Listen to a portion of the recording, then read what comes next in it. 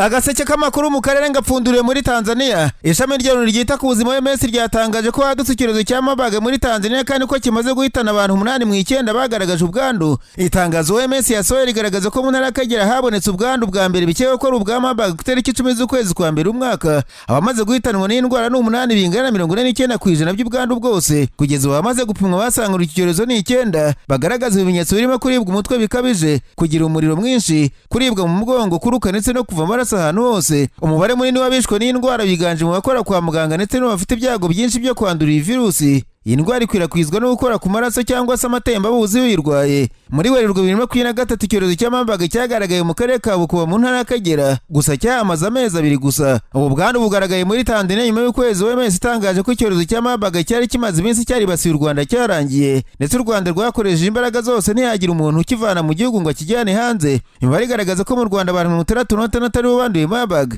barimo abagera kuri 80% bakora mu nzego z'ubuvuzi, 15 muri bo bakaba aribo yahitanye. Kugeza ubwo inzego z'ubuzima na OMS bemezaga ko yacitse burundu mu Rwanda. U Rwanda nicyo gihugu cyapfuyemo abantu bakigeranije n'ibindi bihugu iki cyorezo cyagezemo. Igipimo cy'abapfuye ku banduye iki cyorezo mu Rwanda kiri kuri 23%, kiri hasi cyane ugeranije n'ahandi cyageze muri Afurika. U Rwanda rwahamije ko uducurama twakomotseho ubwandu bwa Marburg tugiye kujya tugenzurwa hakoreshejwe ikoranabuhanga rya GPS, ku buryo aho tuzajya twimuka hose bazajya bahamenya. Ibiro ntaramakuru by'Abongereza Reuters byandika ko hafashwe ibipimo by'abantu 2 bigapimwa muri laboratoire y'igihugu muri Tanzania, bagasanga ari virusi ya Marburg. Naho muri politiki ya Tanzania nk'igihugu gitegura amatora ya perezida mu kwezi kwa 10 y'umwaka, ibinyamakuru byanditswe bwana God Blessirema wakuriye ishyaka Chadema mu majyaruguru y'igihugu abona ko kwikunda ko wayoboye iri shyaka mu bushorishori ariyo ntandaro y'ibibazo birimo. Ubu perezida wa Chadema bwana Freeman Mbowe na vice perezida Tundulisu bahangana intebe ya perezida w'ishyaka, aho buri wese ashaka kuzahagararira ishyaka rya opposition mu matora ya perezida mu kwezi kwa 10. Tariki 21 ukwezi kwa mbere ishyaka ririmo rirateganya amatora y'imbere muri ryo,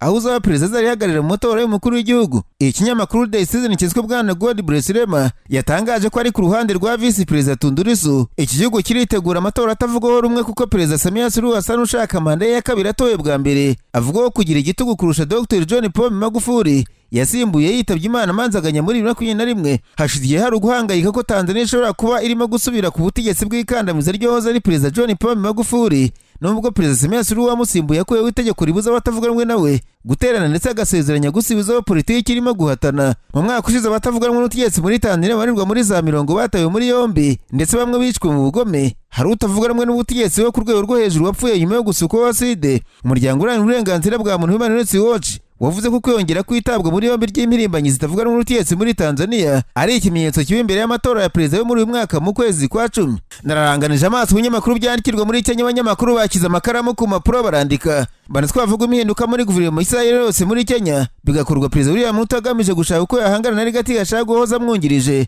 uri gushaka kwigira umwami mu karere ka Mount Kenya, ndetse amakuru avuga ko Ruto atinze kumukoma mu nkokora yazamutesha umutwe mu matora ari imbere. Ikinyamakuru Daily Nation cyanditswe perezida Ruto yaherukaga gukora impinduka muri guverinoma mu kwezi kwa 12 k'umwaka ushize. Ikinyamakuru cyavuze ko perezida Ruto ashaka kwiyegereza abanyapolitiki babiri bakomeye bafite ijambo burasirazuba bwa Mount Kenya. Ku cyumweru perezida Ruto bivuga ko yewe na bwana Kirayutu Murungi uhoza ari guverineri w'intara Meru bivuga ko yaba ashaka kumuha umwanya muri guverinoma akazamufasha guhangana na Rigati gashagwa muri ako karere. Gusa amakuru avuga ko bwana Ruto nawe ari ku gitutu kuko muri iki gihe ari guha imyanya abantu bakayanga, ndetse na guverinoma yo iravugwaho kutamwumva. Abari hafi ya perezida Ruto bavuga ko bitandukanye na mbere hajyaga gukora impinduka akegereza abakiri bato. Ubu ngo amazi yamaze gushyuha ari kwegereza abantu bahoze mu butegetsi, kabone n'ubwo bashaje ariko bafite ijambo rikomeye muri ako karere kamuteye ubwoba. Ibinyamakuru byanditse ko umunyamabanga wa leta ushobora gutakaza umwanya muri iyi nkubiri yo guhangana na Rigati gashagwa ari bwana Rick Mugabo usanzwe ashinzwe amazi no kuhira, ndetse mu bandi bavuga ko bashobora kwinjiramo harimo Peter Munya nawe wahoze ategeka intara ya Meru. Nasimbukiye muri Uganda. Abanyamakuru bicaye imbere mudasobwa barandika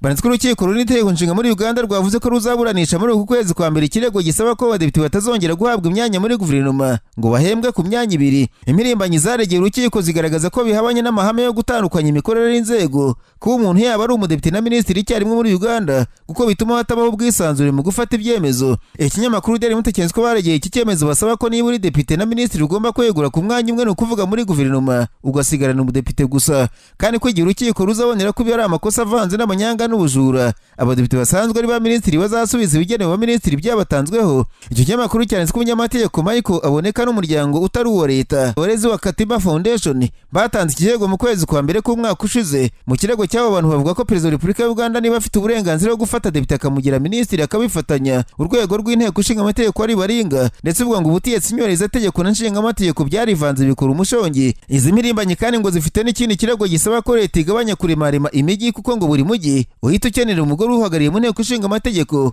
bagasanga ari akajagari uhagarariye umujyi wa Kampala ahagije hatagombye abandi utamenya ibyo bahemberwa. Izi mpirimbanyi ziyongeraho Alliance for Finance Monitoring zivuga ko itegeko nshinga rivuga ko mu nteko habamo umugore uhagarariye akarere runaka, ariko ngo siko bikorwa muri Uganda, kuko buri mujyi usanga ufite umudepite bakabifata nko gusesagura umutungo w'igihugu, amafaranga menshi akagendera mu mishahara. Agaseke k'amakuru mu karere ngapfunikiriye muri Kongo Kinshasa, abanyamakuru bakojeje ba muri no barandika banatwa sendika y'abaganga mu leta muri Kongo Kinshasa yatangaje ko guhera tariki ya 15 ukwezi kwa mbere hagaritse imyigaragambyo yari imaze ibyumweru bitatu c'ibintu mu gihugu. Radio kapyovuze ko perezida wa Sinamedi Bwana Johnson Garwamba yatangaje ko impamvu bahisemo guhagarika imyigaragambyo ari uko bagiye kureba niba koko ibyo leta ya Kinshasa yemewe mu bikorwa. Uyu muyobozi yavuze ko leta yishyuye ibirarane by'imishahara by'amezi abaganga bari babereyemo ndetse n'ibigendana nabyo byose, bakaba basanga bakwiye kongera guha serivisi abaturage. Bwana John Sengarwamba yavuze ko asaba izindi sendika z'abaganga nazo guhagarika imyigaragambyo bagaha agaciro uyu mwuga uvuze byinshi ku buzima bw'abantu muri iki gihugu. Kandi urukiko rwa Repubulika ya Demokarasi ya Kongo rukorera mu mujyi wa Bukavu muri Kivu Amajyepfo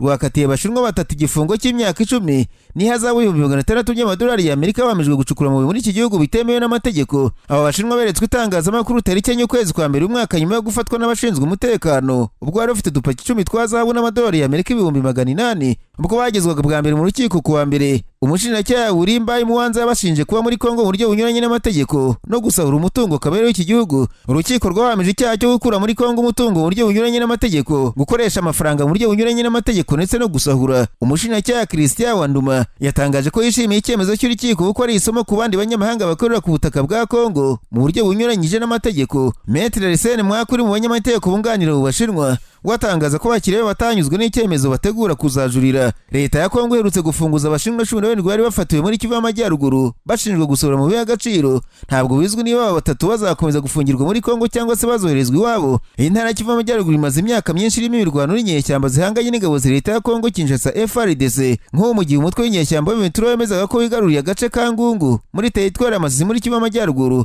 ndetse ukica abasirikare benshi b'u Burundi. Ku rundi ruhande ingabo za leta ya Kongo FARDC zirigamba kwirukana M23 mu bice bitandukanye. Urubuga Tazama DRC rukunze gutangaza inkuru zibogamiye kuri guverinoma rwavuze ko nyuma y'isaha imwe imirwano ikaze yatangiye saa 7 za mu gitondo zo kuwa gatatu FARDC n'abazarindwi bashoboye kwirukana inyeshyamba za M23 ku gasozi Kanditi muri teritwari ya Nyiragongo. Iyi nkuru ivuga ko ku gasozi Kanditi kari kamaze iminsi 3 kwigaruriwe kari ingenzi cyane kuri M23 kuko nk'uko abahanga mu bya gisirikare babitangaza ngo igisasu cyamurutse 42 kirasubiye muri ako gasozi gishobora kugira irusayu no mu bice bikikije umujyi wa Goma. Umutwe wa M23 watangaje ko imirwano yasize wigaruriye agace ka Ngungu ko muri teritwari ya Masisi ukayicira abasirikare barenga 200 biganjemo mu ngabo z'u Burundi. Kuwa kabiri nibwo M23 yisubije kare agace yari yarambuwe n'ihoro ry'ingabo za leta ya Kongo mu cyumweru gishize. Operasiyo yo kwisubiza Ngungu yakozwe n'umutwe udasanzwe w'ingabo za M23 mu rukirere rwo kuwa kabiri. Umunyamakuru wabwiza ukorera hafi y'ahabera imirwano avuga ko yashoboye kubona amafoto menshi ateye ubwoba y'abasirikare bo ku ruhande rwa leta bigaragara ko bicwe nabi.